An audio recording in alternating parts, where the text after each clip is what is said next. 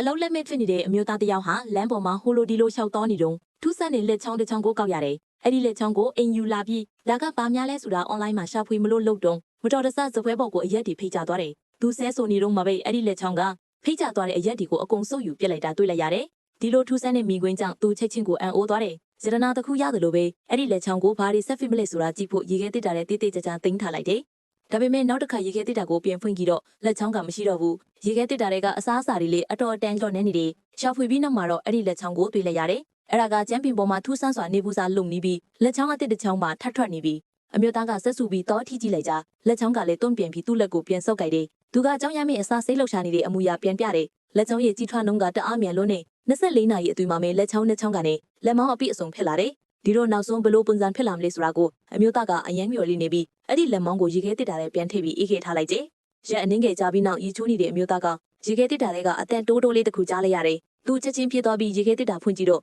လက်မောင်းကပြောင်းနေပြီးနောက်လဲကြည့်လိုက်တော့ပဒင်းပေါက်မှန်ကွဲနေတာတွေ့ရတယ်။လက်မောင်းထွက်သွားပြီးတော့သူနည်းနည်းစိတ်ပြတ်သွားတယ်။ဒါပေမဲ့ညဘက်မှာတော့စူညံတန်တစ်ခုကြောင့်လက်နိုးလာပြန်တယ်။အိမ်ထဲတခိုးဝင်နေထင်ပြီးတနက်နဲ့ဓမီကင်ပြီးကြောက်ကြောက်လန့်လန့်နဲ့ရှိကိုတိုးပြီးစစ်ဆေးကြည့်တယ်။ကျမ်းပြင်တစ်ခုလုံးသွေးတွေနဲ့ရေခဲတစ်တာစီထီကိုတန်းနေတယ်။အမျိုးသားကအာယူပြီးရေခဲတစ်တာဖွင့်လိုက်တော့အထဲမှာထူးဆန်းတဲ့တက်တော်ဝါကြီးတစ်ကောင်လဲလျောင်းနေတာတွေ့ရတယ်။နှလုံးသားကခုန်ပြီးတုံးတကူလုံးသွေးလိုပေးချန်နေပြီးလက်ထဲမှာလည်းစပင်စည်းတစ်ခုကိုစုပ်ကင်ထားတယ်။ရှင်းနေတော့တယ်။ဒီကောင်ကလက်ချောင်းကနေနောက်ဆုံးကြီးထွားလိုက်တဲ့ပုံစံပေါ့။အမျိုးသားကရေခဲတစ်တာကိုပြင်ပိတ်လိုက်တော့စင်ပေါ်မှာနှလုံးသားတစ်လုံးတင်ထားတာတွေ့ရတယ်။သူဘာမှမသိခင်ပါပဲတကားခောက်တန်ကြတော့ဖွက်လိုက်တော့ရဲနှစ်ယောက်ရောက်လာတယ်။သူတို့ကအမျိုးသားရဲ့ဇနီးဟောင်းထပ်ပုံကိုပြပြီးလွန်ခဲ့တဲ့နာရီနေငယ်ကသူ့ဇနီးဟောင်းအသက်ခံပြီးနှလုံးသားပါထူးထုတ်ခင်ရတယ်လို့ပြောတယ်။အမျိုးသားကဒါကြတာနဲ့ချက်ချင်းတကားပိတ်လိုက်တော့စင်ပေါ်ကနှလုံးသားနဲ့တတူဝါပေါ်ကသွေးတွေကိုသွေးမိတော့ဒီကောင်ကသူ့ဇနီးဟောင်းကိုတတ်တာပဲလို့သဘောပေါက်သွားတယ်။တကားကိုပြန်ဖွင့်တဲ့အမျိုးသားကအယံဝါနဲ့နေတဲ့ဟန်ဆောင်ပေမဲ့အမှန်တရားကိုတော့မပြောသေးဘူး။လူသက်သမားကိုရှာပြီးသူ့ဇနီးဟောင်းဘက်ကိုတရားမျှတမှုရအောင်လုပ်ပေးဖို့ရဲဒီကိုတောင်းပန်တယ်။စကားပြောပြီးတော့မှတကားပြန်ပိတ်လိုက်တဲ့အမျိုးသားက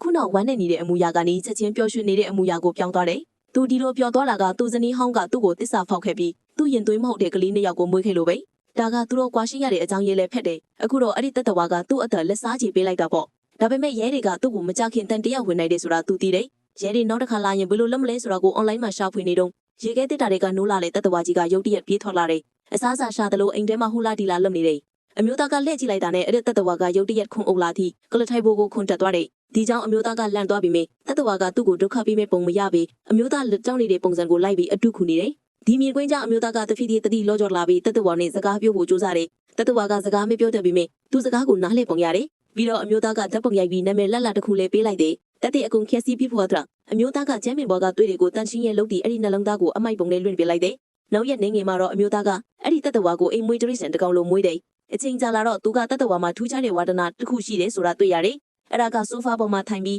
ပေါက်ပေါက်ဆုပ်ပြီးခုတ်ဆာစားတာကြည့်တာပဲတမစ်ဖုံးမဲ့လာတော့ရဲရီဆက်တာချင်းပြီးဘန်ကအကျွေးတောင်းတဲ့ဖုံးဖြစ်နေလေအကျွေးမဆက်နိုင်တဲ့အမျိုးသားကဆဲဆိုပြီးဒေါသထွက်နေလေဒီလိုအခြေအနေဖြစ်မယ်ဆိုရင်ငါလည်းအက်ဒီတာလို့58တုံးချမ်းမှာအလို့ကောင်းကောင်းတခုရှာခဲ့ရမယ်လို့စိတ်ထဲတွေ့တယ်အဲ့ဒီချိန်မှာဇန်ရင်ကြည့်နေတဲ့အာကုံလူအမည်ပေးထားတဲ့တက်တော်ကအကုံမြင်နေရတယ်သူကအမျိုးသားရင်ဆိုင်နေရတဲ့ဒုက္ခကိုနားလည်ပုံရတယ်အမျိုးသားကအာကုံကိုငါ့ကိုတောက်လောက်သွားအောင်လုပ်မိမလားထင်ပြီးသူ့လက်ကိုဆွဲကင်ပြီးအားပေးနေတယ်တကယ်တော့အာကုံကနောက်ထပ်ကိစ္စရှာဖို့ပြင်ဆင်နေတာကိုမသိလိုက်ရဘူးနောက်နေ့မနေ့ရောက်သွားတဲ့အခါစပွဲပေါ်မှာသွေးတွေပိတ်နေတဲ့မြေကောင်းတစ်ချောင်းကိုအမျိုးသားကတွေးလိုက်ရတယ်။သူချက်ချင်းရေခဲတက်တာဖွင့်ကြည့်တော့အာကုံကအထင်းမှငြိမ်ငြိမ်လေးလဲလျောင်းနေတာတွေ့ရတယ်။ချက်ချင်းထောင်ပေါင်းများစွာကိုဖျက်တမ်းနေပြီးအနောက်ရှက်ပေးနေတဲ့အကျွေးတောင်းသမားကိုအာကုံကရှင်းပြလိုက်တာသူသိလိုက်ရတယ်။ဒီအချိန်မှာအမျိုးသားနားနေသွားတာကသူမကြိုက်တဲ့သူကိုရန်စားတဲ့သူများအလုံးကူညီရှင်းပေးဖို့အာကုံကကူညီပေးနိုင်တယ်ဆိုတာပဲ။တနေ့အပြင်ထွက်တဲ့အခါအမျိုးသားကိုပိကတ်သားတစ်ခါကတိုက်လူမိမိဒါပေမဲ့ဟူဘက်ကတောင်းပန်မဲ့မစားကားဘော်ကဆင်းပြီးဆဲဆိုတယ်။ဒါပေမဲ့အမျိုးသားစိုးရင်ကနောက်ထပ်ပေါ်လာတဲ့အဲ့ဒီရဲနှစ်ယောက်ကသူ့ဇနီးဟောင်းရဲ့ကလေးနှစ်ယောက်ဓာတ်ပုံကိုမေးဖို့ထလာပြန်တယ်။အမျိုးသားကအကြောင်းပြပြီးရှောင်ထွက်ဖို့ကြိုးစားတယ်။ဒါပေမဲ့သူ့ဘော်ကသွေးစွန်းရာတွေကသူ့ရဲ့အာယုံကိုဖန်ဆားသွားတာပေါ့။ရဲတွေကိုမညာလွတ်လိုက်ပြီးမှကလေးနှစ်ယောက်ဓာတ်ပုံတွေပြောင်းနေတာတွေ့ရတယ်။သူတို့ဒီအန်ဒီရဲ့ထင်နေပြီးထင်ရတယ်